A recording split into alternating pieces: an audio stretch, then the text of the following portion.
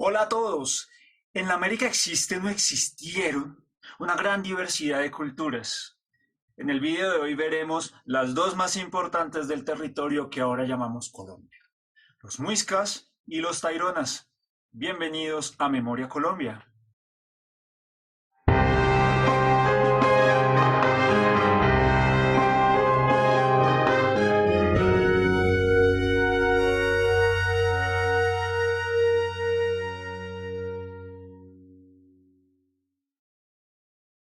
Primero, y para comenzar, quiero hacer una aclaración. Estos dos que ven acá son indios, porque son de la India. Los indígenas son los nativos descendientes de los primeros pobladores que vimos en el capítulo anterior. Bueno, ahora sí, en el siglo III antes de nuestra era, las sociedades agrícolas, las migraciones internas a nivel Latinoamérica, a nivel Sudamérica y de un nivel más micro a nivel Colombia, definieron las comunidades indígenas de una manera más sólida y consistente a lo largo del tiempo. Según los lingüistas, existen tres familias indígenas asentadas en el territorio nacional. Están los arawak, que ocuparon el Amazonas, los llanos, el Guaviare, la Guajira, como los indígenas guayú. De hecho, si ustedes han escuchado música de la República Dominicana o de Puerto Rico, ellos mencionan al indio taíno. Ese indio taíno es un pariente idiomáticamente hablando de los guayú. Tenemos a los caribes que ocuparon el Tolima, el Pacífico, una parte de la costa atlántica, y finalmente a los chibchas, que ocuparon la región andina central, la Sierra Nevada y el Cauca. De esos chibchas surgen y hacen parte los dos protagonistas de nuestro relato del día de hoy. Chibcha y muisca no son lo mismo. Ahora vamos con la cultura más numerosa y más grande poblacionalmente hablando de los chibchas y son los muiscas. Los muiscas se asentaron en la sabana de Bogotá y llegaron hasta Vélez, Santander. Ellos se asentaron entre los 1000 metros sobre el nivel del mar hasta más de los 2000 metros sobre el nivel del mar. Eso hizo que ellos fueran hábiles en cultivar la yuca, la papa y el maíz. Ellos determinaban la fecha más adecuada para cultivar a lo largo del año por medio de la astronomía y el análisis del movimiento de los astros.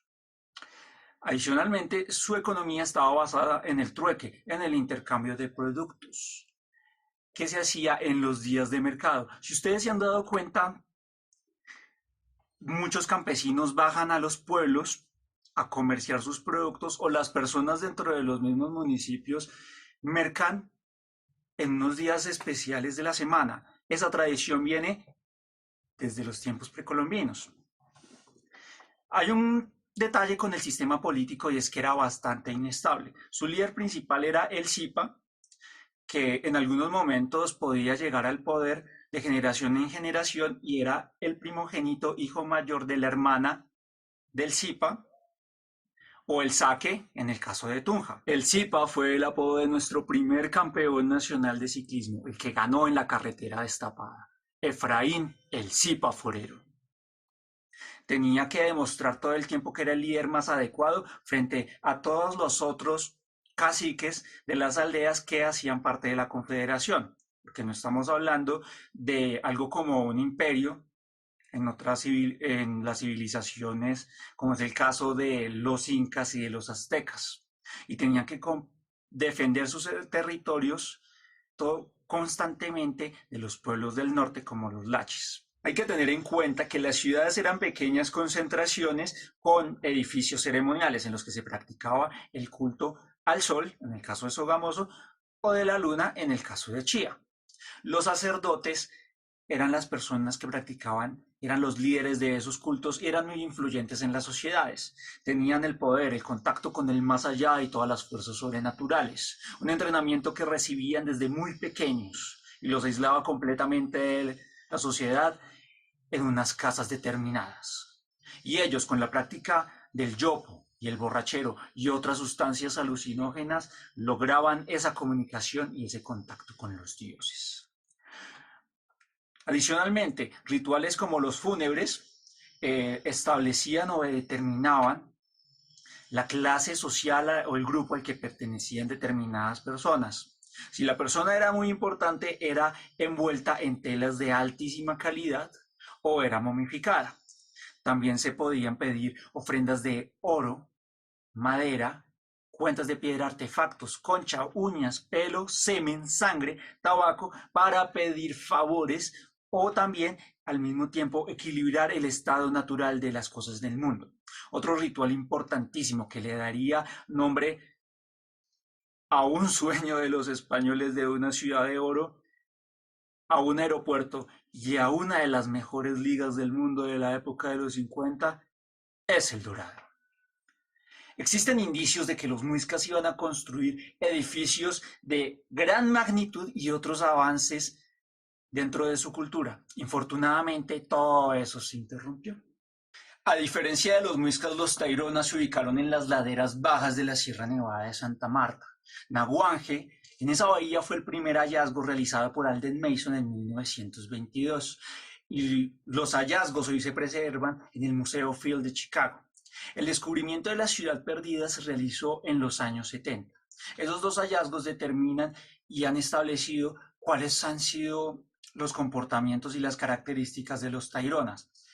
Se ha establecido, se ha descubierto que los taironas fueron una sociedad más urbana que los mismos muiscas y levantaron ciudades sobre cimientos de piedra, caminos enlodados y drenajes bastante sofisticados para la época. Ellos también cultivaron más modalidades, un estilo de terrazas para cultivar la yuca. Muy diferente a los muiscas no tenían problema por manejar un territorio reducidísimo porque tenían la sabana de Bogotá hacia el norte para poder cultivar unos territorios bastante dispersos.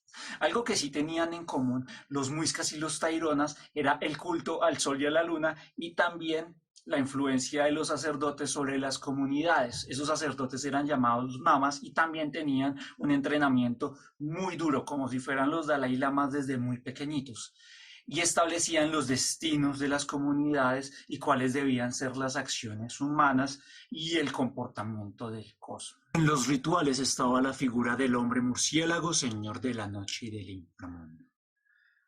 ¿Les suena familiar? También cabe aclarar que, aunque la economía se realizaba por trueque, ese trueque y ese valor y esa importancia que se le daban a los productos venía determinada por su elaboración y era más importante lo que producían las personas de las tierras altas, los Highlanders, que eran orfebres artesanos y también comerciaban los textiles, que lo agrícola que se producía sobre la costa. Actualmente tenemos descendientes de los taironas, los cogis, y descendientes de los muiscas, indígenas en Bogotá de los cabildos. Y así llegamos al final de este episodio. Como no solo de pan y de redes sociales vive el hombre, en la descripción hallarás artículos recomendados y las fuentes que utilicé para realizar este relato. ¿Qué desarrollo o qué enseñanza crees que deberíamos mantener de los indígenas si hemos descuidado nuestra actualidad?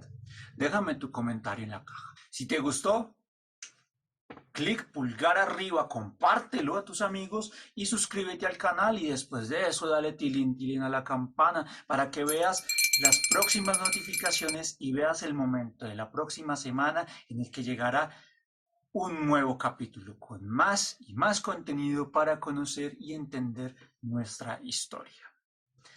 Hasta pronto.